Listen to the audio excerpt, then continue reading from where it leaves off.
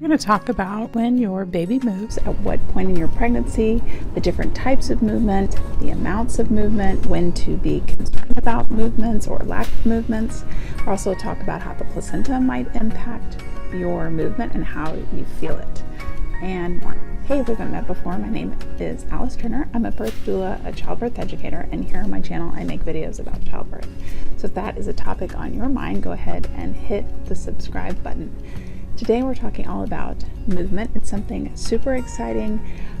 We usually look forward to feeling those first movements, but they can be kind of confusing. And because they are confusing, it usually takes first-time parents to about 20 weeks or so to actually realize what they're feeling in there. The flutters, the weird sensations, kind of like butterflies, are actual baby movement.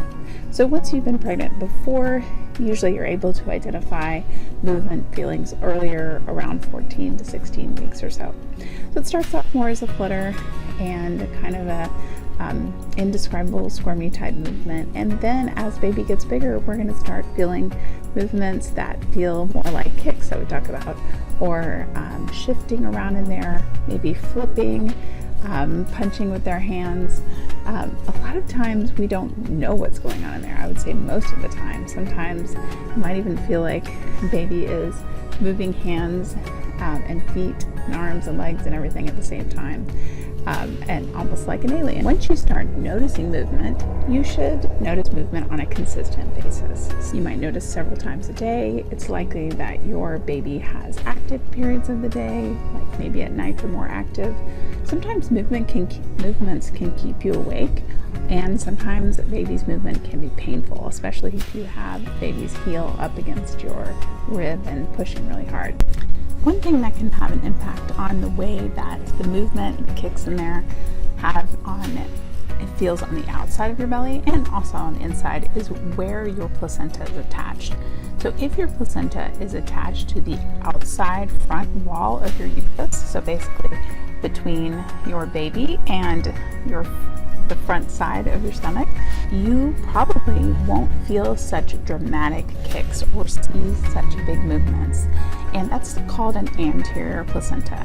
I know with my first, I had an anterior placenta, and I was kind of confused why I wasn't seeing those real big movements that I know I had friends or I had seen videos where people could really track their baby moving across their belly, but I wasn't able to see that because I had an anterior placenta. So that might be the case with you as well. You can always ask your healthcare provider where your placenta is attached if they know from the ultrasound, if they saw whether it was anterior or not. Now, my third baby, on the other hand, had a posterior placenta and had huge movements. You might be noticing that your baby has a pattern of movements where they're maybe moving more at night or more during certain times of the day. They're definitely affected by what you eat. They might increase movements. And here's what I'm wondering. Have you heard that you can predict the personality of your baby due to their movements? So like I said, my third child had a ton of movements in the womb, and maybe we could have predicted what we were in for. Leave me a comment, let me know what you think about that. So once you get to the point in your pregnancy where you're feeling movement consistently, if you have a time where you feel like baby has decreased in movement, where maybe you haven't felt anything for a while, it is likely that you have just been busy and haven't noticed movements. It might be that baby is undergoing a very normal sleep cycle, but one thing that you can do to kind of wake baby up and get some kicks happening is to eat something that is sugary. So have some chocolate, have some candy, have some juice, and just lie down, be still, or don't even have to lie down, but just be still for a minute and give baby a little bit of time. And usually you will see that movement increase and you can feel better. If you don't notice that, call your care provider. Absolutely. The other thing about this is, in general, if you are feeling off, if something's feeling off with your baby and your gut instinct just says that you're worried, you're concerned, you need to talk to someone, don't hesitate to contact your healthcare provider. That's what they're there for. And they very likely will have you come in, do some monitoring, and check out the baby. And just don't hesitate. Don't think like you're calling and you're bothering them or you're feeling silly. Listen to that instinct. it is saying something.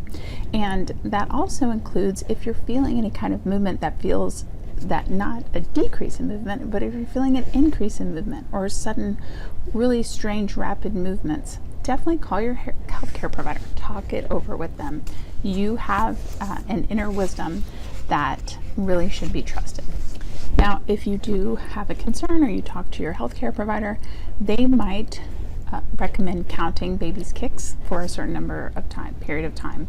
So the American College of OBGYNs has said that some providers can recommend this in order to get a idea of how the baby is doing within the womb. There isn't a set number, and research doesn't give us an exact science in this, but your care provider might recommend that you count kicks. One thing that a lot of my clients are surprised about is when they go into labor, how much baby is moving, both in between contractions and during contractions.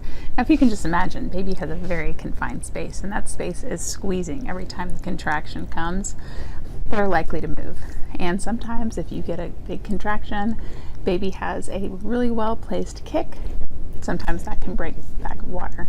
So I have definitely seen that or heard my clients say, oh my gosh, baby moved with that contraction and broke my water. So they are impacted by labor. That being said, they also take rest periods during labor too. So it's not full-on movement the whole time, but they are still definitely active during labor. Now, leading up to labor, sometimes Braxton Hicks contractions, those practice contractions that we often experience, can sometimes feel like the baby doing a big turn or a big movement in there. And I feel like a lot of people find that those two are a little bit hard to distinguish.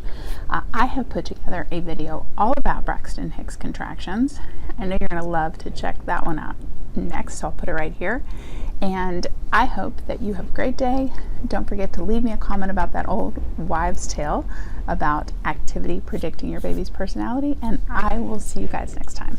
Bye.